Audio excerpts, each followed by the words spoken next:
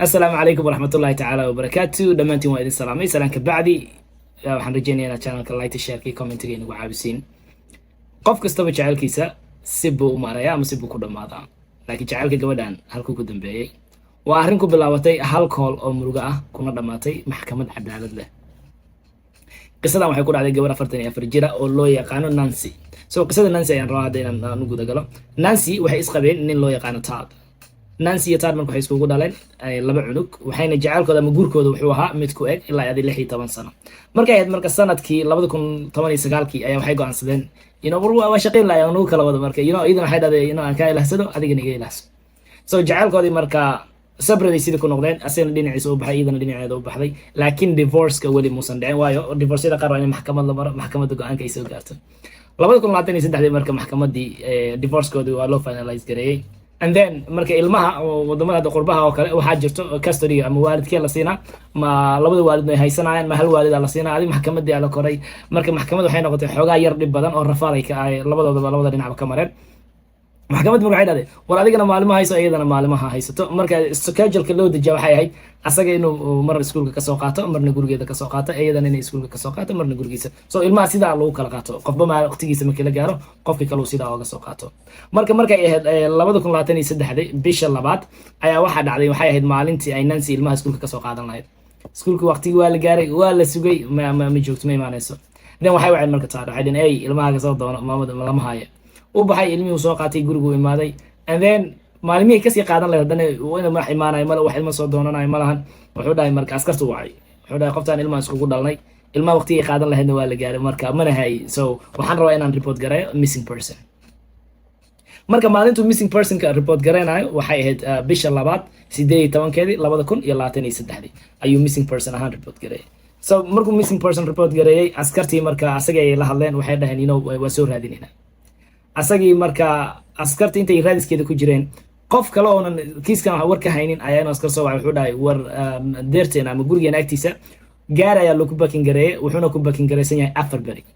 afarta bari wax galay male wax ka soo baxay male albaabku waa xiran yahay waan tagnay waxbana ma aragno marka xoogaa suspicious dareynay inaad imaadinood fiirisinayaan jeclaan lahayn askarta gaariga waxay ugu tagtay marka waxaa ku jiray ID waxaa ku jiray cunto ku jirtay biyo ku jiray albaabku wuxuu ekaa qof soo adeegtay oo laakiin adeegiisa gurigiisa geysan oo meesha uga tagay adeen askarta marka waxay la hadashay taada xirada gabadha maxaa ku taqaanaa like waxyaalada aad ka taqaanid bal inoo sheeg wuxuu dhahay waxaan ku aqaanaa qoftan horta waa qof qamra cabkeeda zaid ah oo zaid ay qamrada cabtaa and then waxay ku jirtaa probation oo maxkamadda ayaa digniin kor saartay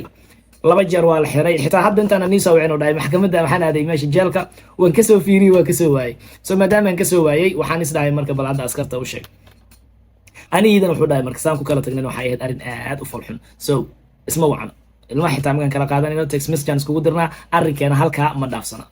bas askartu waxay dhaheen hadday saa tahay okay inta isaga la hadlay marka hawarteedna waa la waxay gabadhaada la laasan yahay bal nina sheeg hawartu waxay dhahday gabadhayda horta qof kale ma soo dilin waxaa dilay haddii la dilane ninkay kala tageen waayo si xun bay xiriirkoodu ahaa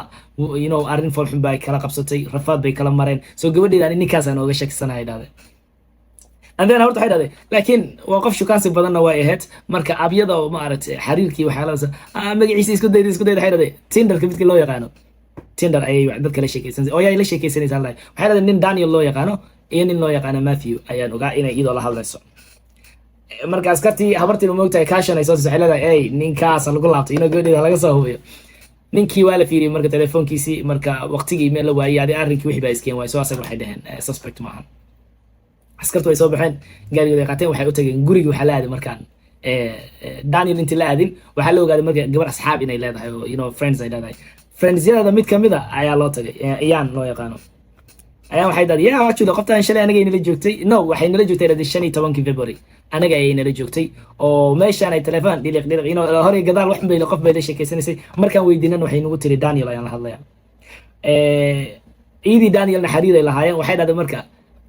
jacayl ama arrin qabyo ka ahayd ay soo dhameystiraysaa waayo 14 February maalinta jacaylka waxay dhahday marka Daniel waxay ka soo tagtay markay ahayd galabkii ay Daniel ka soo tagtay iyadoo careysan ka imaaday dhibaatadooda inta ku xalinaysay laakiin jacaylkii qabyada ahaa ayay inay dhameystirtay inooga tagtay markii 6 saac la gaarba qoftan way baxday askartu waa baxeen Daniel la aad waayo qof baqaf buu dhiiwaya Daniel gabadha lagu garaaco waxa la qofta saaradin wana ka war ma garanayo qofta adduun hore ugu dambeysay qofta aad raadinaysiin weeyag bismarkin wow okay maxamed kii ugu dambeysay marka say ahayd waa telefoon aan ka wada hadalnay wadahay WhatsApp aan ka hadalnay Snapchat aan ka hadalnay laakiin xitaa Snapchat keeday waan iska delete gareeyay wadahay idan waan ka bloogay Snapchat waan iska tuuray waayo qoftan wuxuu dhahay aniga waxaan jeclahay dadka sharuudaha maaragtay marka amarka la xariiqo qofka raaco qoftan amarka ma raacdo dhahay oo amarkii aad u dajin jacaylka amarkiisa ma ay raacin soo wadada aad jacaylka ka baxday oo amarka muxuu ahaa dhahay ana waxaan jeclahay qofkan isla socono labadeena inay ahaato qofkii dadka uusan la soconin ayadana shuruudaas way ka soo bixi waysay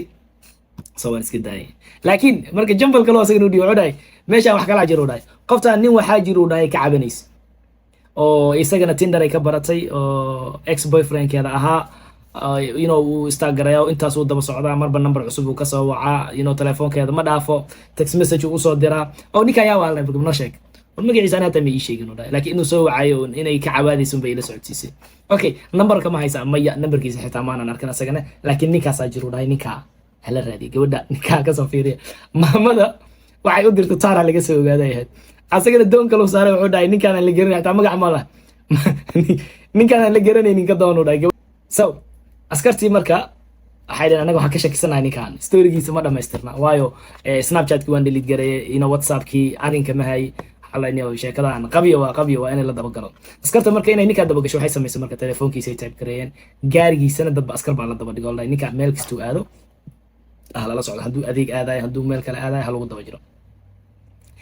askartii marka ninkan daba socotay waxay ogaatay marka ninkan inuu stoorada sid maanta Walmart-igu ka adeeganayo ama Hobby Lobby-gu ka adeeganayo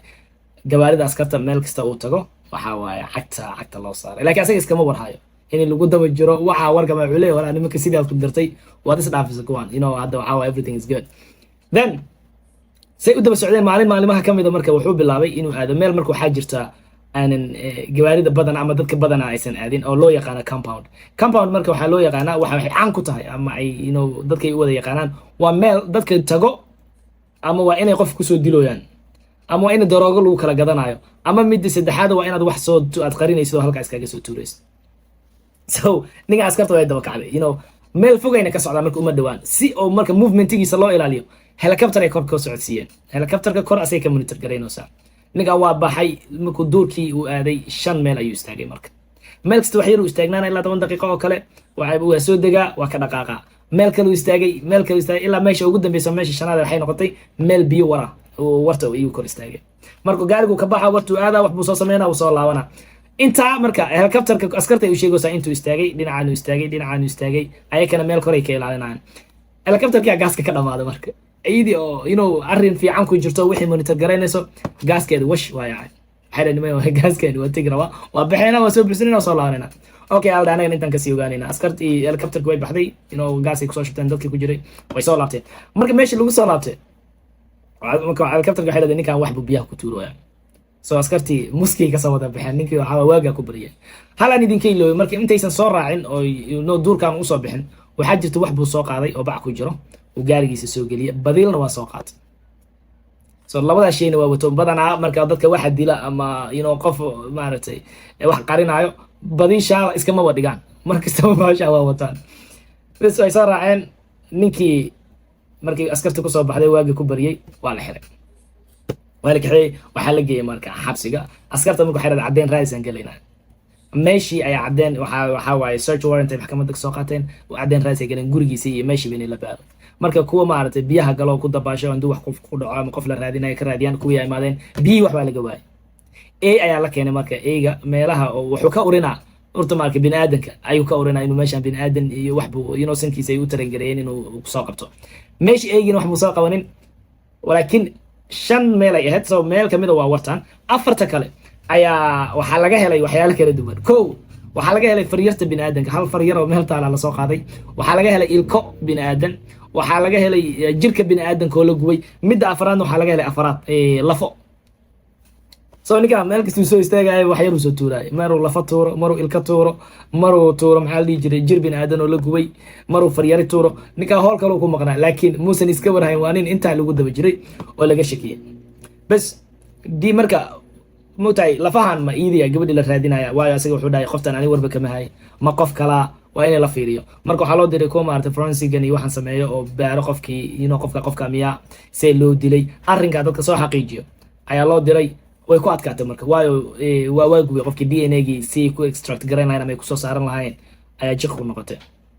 adu waa isku dayeen way dadaaleen final waxay ogaadeen inay tahay Nancy 44 jirta gabadha maamadii inay tahay qofkii la dilay ama jirkaan lafaani waxaan qofka iska leh inay iyada tahay waxa kale ay ogaadeen marka dilkeediina waxay xabadaya madax looga dhufto one gunshot bis ay u dhimatay wax kale ma ku dhicin hal xabada ku dhacday xabadii ay ku yaacday marka dilkeediina sababtaas intaas ay uga dhigeen intii markii la ogaado markaas kabta ninka waxay dhaheen sheeka noo taalo markaan waayo qoftii aan raadinayno isgaranayn lafiya aad tuurtay ahaayeen hadda marka waxaa lagaa rabaa runta wax kasta inoo sheeg ninkan wuxuu dhahay okay hadda waa lisaya waa hadla marka wuxuu dhahay horta qoftaan anigiidu waa isa soo raacnay duurkaan aan imaanay waxaan inta barayo dhahay u baraay si ay u digaasho digaalka inay xabadda si loo ridayaan barayo dhahay maadaama xabadii baraay markaan xabadda u dhiibay halka istaagtay qoftii walaacay bay soo dhahay anigii u soo jeesatay anigii nafteydii ayaa waqilqil gashay inaan la baxsado ayaan halis galay marka waxaan kula dhagay u dhahay xabadii waxaan isku day inaan gacanteeda ka farmaroojin waayo inaan xoog uga qaado waan ka qaadi waayo si kastaan isku day way ii suurtagal way soo dhahay ilaa heer waxaa taa gacanta calacasha maaragtay ay xantuufiga tufaysa say xabadda igaaga siibato oo ay sidaa igu disho laakiin way suurtagal waysay waan dadaalay waan nafteedaan ku badbaadsada u dhahay qoftaas yaa hadlay marka asaga marka magaceeda ilaa hadda lagama hayo qoftaa unbuu ku haya yaa qoftaa sheegaysid ma inaan magaceeda idin sheegaa muhiima u dhahay usamaad garanaysin ma inoo sheega alla inaan kaa ogaana aan jeclaan lehna oo wuxuu dhahay marka waa Nancy qeyr waa allahay marka hadda arrintii way iskeenaysaa bas ninkan markii gurigiisa la tagana waxaa laga soo helay marka xabadii lagu dilay maaragtay xabadii meesha dilkii wixii gurigiisa xabad ayaa laga soo qaaday marka story waxaa la dhahay hadda maadaama aad iidi ay tahay wixii aad dishay and then so from dilkii ilaa inta arrinkan suu ku dhacaa la dhahay marka inooga dhac storygan inoo dhamaystir wuxuu dhahay niyow arrinkan wuxuu ku dhacay u dhahay horta qoftan waxaa dhacda u dhahay waa qof train garaysan waxay garanaysaa feerta jiu-jitsu aikido Brazil dagaalkiisa waa qof maaragtay aad u xoogan u leeyahay wax iska celin karta okay marka wuxuu dhahay laakiin markii koowaad markay dhimato wuxuu dhahay qofta waa duugay maaragtay nafta markay godob gasho ama ay dambi gasho isma hayn karto maantana wax baa ku gubay wax baa ku dhibaayo waa inaad meel aad istaagaysid male so qoftii markaan duugo wuxuu dhahay way ii cuntay ways waa baxay uu dhahay waa soo faqay hadana markaan soo faqay Walmart ayaa waxaan ka soo gatay uu dhahay iyo dukaankii ayaa waxaan ka soo gatay uu leeyahay midkooda waxaan ka soo gatay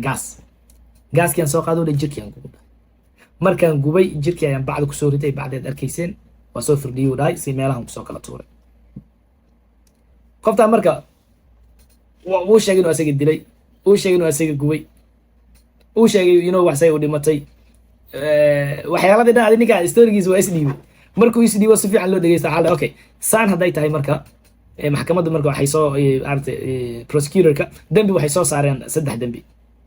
midda koowaad waa second degree murder waa dil aan ola ka ahayn oo laakiin qofkii adiga aad dishay maad ku talagalaynin maalintii dhan laakiin waa markaa waa dishay